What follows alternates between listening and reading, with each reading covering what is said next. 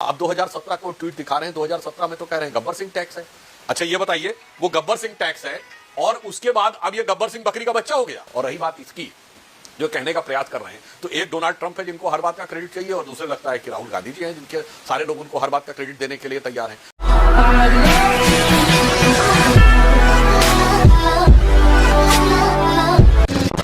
दोस्तों, जब से ट्रंप का अमेरिकी राष्ट्रपति के तौर पर दूसरा कार्यकाल शुरू हुआ, ये अच्छी की जगह बुरी खबरों में लगातार बना हुआ है, जिसकी एक और मेन वजह इसका नोबेल पीस पुरस्कार के लिए हद से ज्यादा लालची हो जाना। इसी एक पुरस्कार को पाने के चक्कर में ये जगह जगह किसी भी मामले में कूद जा रहा है और अपना क्रेडिट मांग रहा है, भले ही इसका उसमें कोई भी इन्वॉल्वमेंट ना हो, चाहे रशिया और यूक्रेन का युद्ध हो, इजराइल और हमास का युद्ध हो, या फिर भारत और पाकिस्तान का सीज फायर हो। क्रेडिट की इस भूख ने आज इसे दुनिया में मजाक का पात्र बना दिया, और वही हाल हमारे देश के चमचों का है, वही हाल राहुल गांधी के गुलामों का है, जो कि इन लोगों की भी हालत ऐसी हो गई कि भारत सरकार ने जीएसटी की दरें कम कर दी, तो ये लोग उसमें भी राहुल गांधी को क्रेडिट देने लगे और बोलने लगे कि सरकार भले ही तुम्हारी वो सिस्टम हमारा है। मतलब वो सरकार जिसे ये लोग तानाशाह बताते हैं, वो इनके सिस्टम में बैठे चंद मामूली लोगों से डर गई, घबरा गई, या फिर उनकी बात मान बैठी, जिसको लेकर आज सुधांशु त्रिवेदी जी ने इन चमचों से जमकर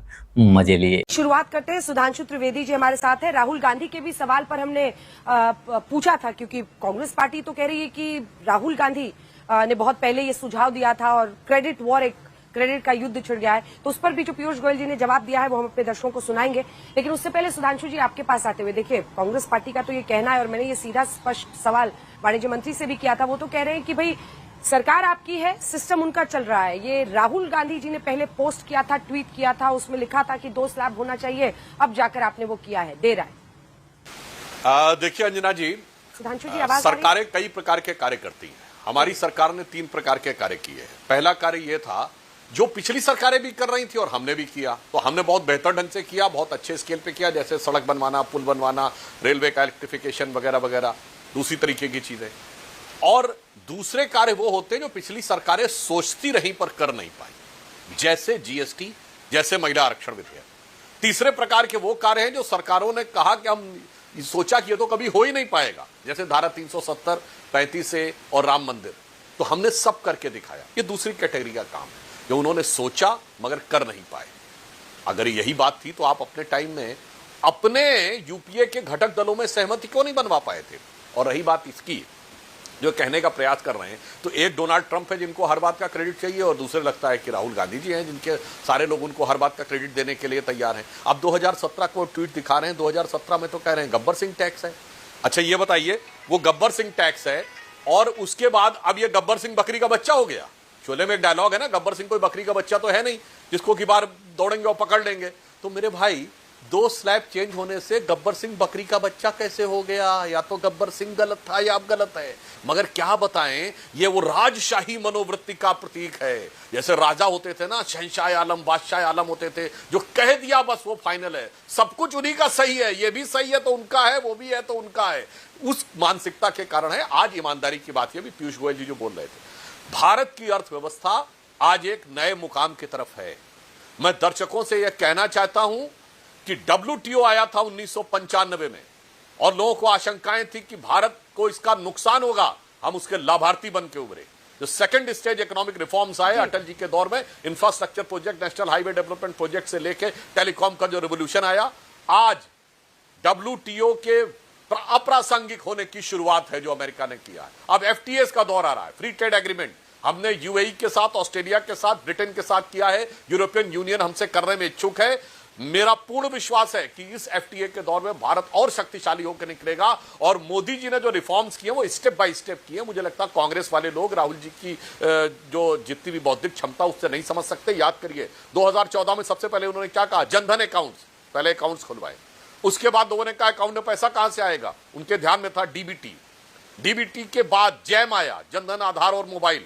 उसके बाद डिजिटल कनेक्टिविटी आई, उसके बाद डिजिटल ट्रांजैक्शन आया। आज यूपीआई वीजा से अधिक ट्रांजैक्शन करने वाला दुनिया का नंबर 1 का प्लेटफॉर्म बन गया। हम डिजिटल ट्रांजैक्शन में आगे वो तो अलग है। उसके बाद आप आइए, जो जो भारत की अर्थव्यवस्था सुदृढ़ हुई, हम 5वीं बड़ी अर्थव्यवस्था बने, उसके बाद इनकम टैक्स में इतनी बड़ी छूट दी यानी उस समय आप अंजना जी याद करिए, टीवी बैठ के लोग कह रहे थे 10 लाख तक छूट मिल जाए तो बहुत बड़ी बात होगी, और 12 लाख छूट दिया। उसी प्रकार जीएसटी उस समय ट्रांजिशन के दौर में था, भिन्न भिन्न राज्यों के भिन्न भिन्न कर थे, उनके टैक्सेस के साथ एक बार शुरुआत ऐसी थी कि उनको उसी ढांचे के अनुरूप ढलने दिया जाए। तो एक बार जब सामंजस्य आ जाए तब उसको एक सामान्य, एक सहज राष्ट्रीय एक पैटर्न के ऊपर लाने का प्रयास किया जाए।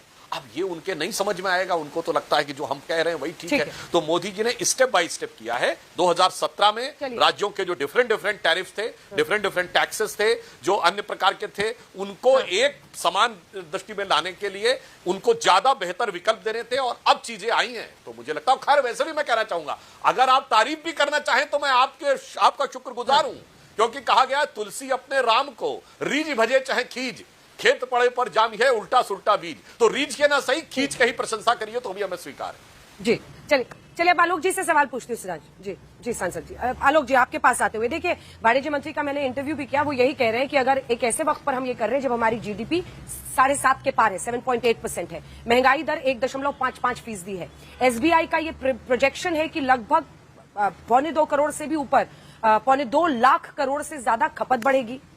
जेफरीज का ये अनुमान है कि 2 लाख करोड़ से ज्यादा की खपत बढ़ सकती है, तो इससे और भी बॉयंसी हमारी अर्थव्यवस्था को मिलेगी। क्या खुले दिल से कांग्रेस पार्टी इस बात का स्वागत करती है? देखिए, मुझे लगता है कि आज गब्बर सिंह टैक्स पर सरकार ने कांग्रेस पार्टी की और राहुल गांधी जी की जो सलाह थी उसको माना, लेकिन बहुत देर कर दी। एक कहावत है कि 900 चूहे खा के हज को चली बिल्ली। अरे भाई, आप लोगों को तो थोड़ी सी लज्जा आनी चाहिए। बुक्स पर, नोटबुक्स पर, पेंसिल पर, इरेजर पर, कफन पर, ट्रैक्टर के आइटम पर, पूजा के सामान पर, दूध पर, दही पर आपने तो कुछ भी नहीं छोड़ा था। मतलब किसान को भी नहीं छोड़ा था, गरीब बच्चे के मुंह से आपने निवाला छीन लिया था। आज आप बड़ी बड़ी बातें कर रहे हैं।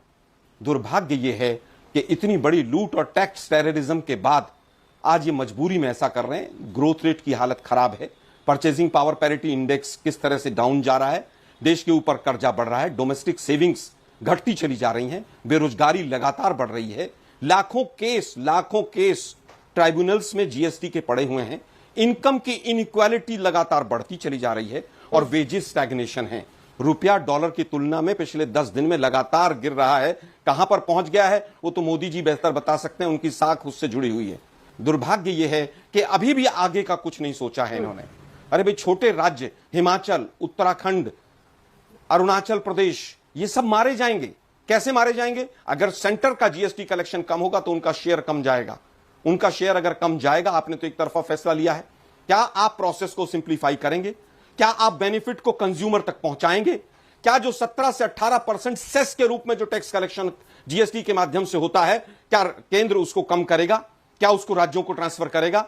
और जो 40% का आप सेस लेकर आए हैं तंबाकू वगैरह पर, क्या उसका जो सेस लगेगा, जो स्पेशल टैक्स की कैटेगरी में रखा है, क्या उसको आप राज्यों को देंगे? क्या अगले 5 साल तक आपको स्पेशल पैकेज बेस ईयर 24-25 को मानकर क्या राज्यों की अर्थव्यवस्था को मजबूत करने के लिए कोई काम करेंगे? अभी तक कोई क्लैरिटी नहीं है। बस बिहार का चुनाव आ गया, हमें वोट दे दो, हमें वोट दे दो, इसके आगे कुछ नहीं है। 900 चूहे खाकर बिल्ली हज को चली। देखिए, मैं बात विनम्रता से कहना चाहता हूं, कांग्रेस पार्टी को सरेआम झूठ नहीं बोलना चाहिए।